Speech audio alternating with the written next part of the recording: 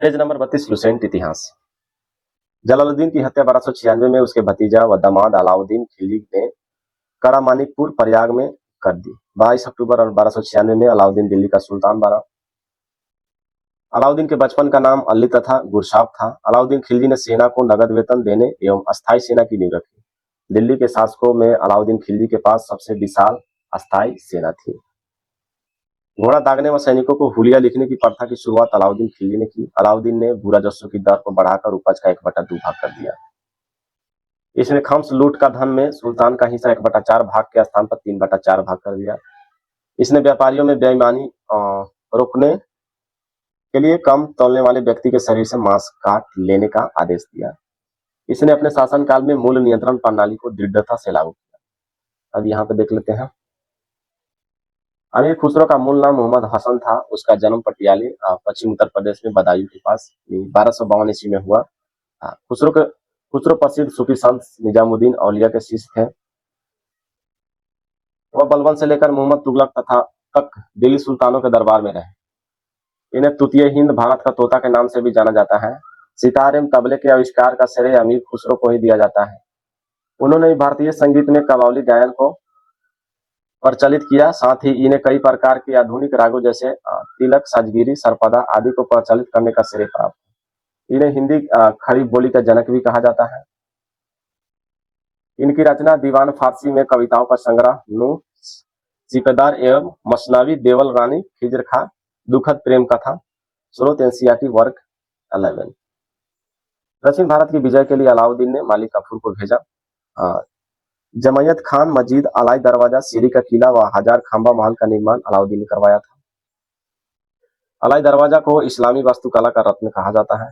दैवी अधिकार के सिद्धांत को अलाउद्दीन ने चलाया था। सिकंदर ए शानी की उपाधि से स्वयं को अलाउद्दीन खिलजी ने विभूषित किया। अलाउद्दीन ने मलिक याकूब को दीवान रियासत नियुक्त किया था। अलाउद्दीन द्वारा नियुक्त परवाना नवीस नामक अधिकारी वस्तुओं को परमिट जारी करता था। बाजार नियंत्रण करने के लिए अलाउद्दीन खिलजी द्वारा बनाए जाने वाले नवीन पद क्रमानुसार है। दीवान रियासत या व्यापारियों पर नियंत्रण रखता था या बाजार नियंत्रण की पूरी व्यवस्था का संचालन करता था। शाहना ए मंडी, प्रत्येक बाजार में बाजार का अधीक्षक बरीद बाजार के अंदर घूमकर बाजार का निरीक्षण करता था। मुनहियान व गुप्तचर गुप्त सूचना प्राप्त करता था। शाहना ए मंडी या खदानों को बिक्री हेतु लाया जाता था। सराय उद्दल, यहाँ वस्त्र, शक्कर, जड़ी बूटी, मेवा, दीपक का तेल एवं अन्य निर्मित वस्तुएं बिकने के लिए आती थी। अलाउद्दीन खिलजी की आर्थिक नीति की व्यापक जानकारी जियाउद्दीन बर्नी की कृति तारीख फिरोज शाही से मिलती है। खजाइनुल फतुह अमीर खुसरो, रिला इब्न बतूता एवं फतुह हसल लातिन इसामी की कृति है। मूल्य नियंत्रण को सफल बनाने में मुहतसिब, सेंसर एवं नाजिर नापतौल अधिकारी को महत्वपूर्ण भूमिका थी। राजस्व सुधारों के अंतर्गत अलाउद्दीन ने सर्वप्रथम मिल्क इनाम एवं वक्फ के अंतर्गत दी गई भूमि को वापस लेकर उसे खालसा भूमि में बदल दिया।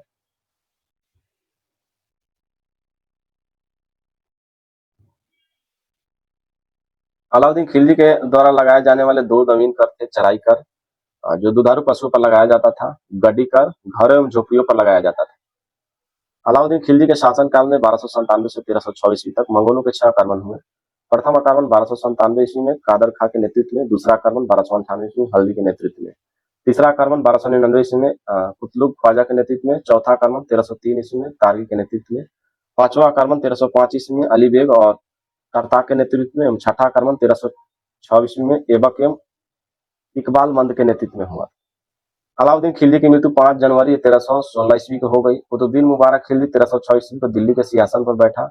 इसे नग्न स्त्री पुरुष की संगत पसंद थी। मुबारक खिलजी कभी कभी राज दरबार में स्त्रियों को वस्त्र पहनकर आ जाता था। बर्नी के अनुसार मुबारक कभी कभी नग्न होकर दरबारियों के बीच दौड़ा करता था। मुबारक खान ने खलीफा की उपाधि धारण की थी। मुबारक के वजीर खुसरो खान ने 15 अप्रैल 1320 ईस्वी को इसकी हत्या कर दी और स्वयं दिल्ली के सिंहासन पर बैठा।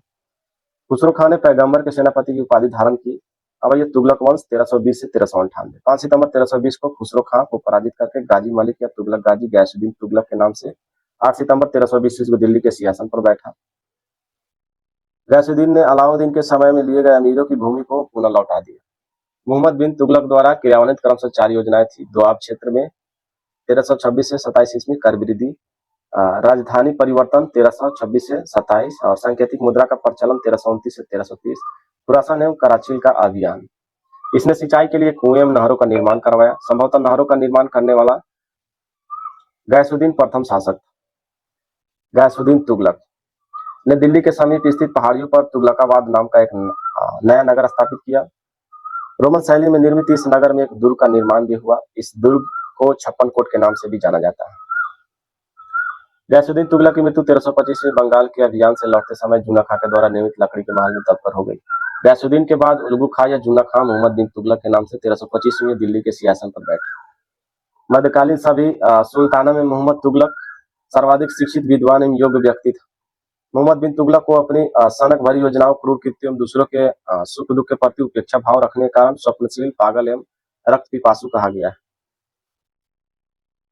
मोहम्मद बिन तुगलक ने कृषि के विकास के लिए अमीर कोही नामक एक नवीन विभाग की स्थापना की। मोहम्मद बिन तुगलक ने अपनी राजधानी दिल्ली से देवगिरी में स्थानांतरित की और इसका नाम दौलताबाद रखा। नोट है इब्न बतूता के अनुसार दिल्ली के लोग सुल्तान मोहम्मद बिन तुगलक को अपमानजनक पत्र लिखा करते थे, जिससे परेशान होकर सुल्तान ने अपनी राजधानी दिल्ली से दौलताबाद स्थापित करने का निर्णय लिया।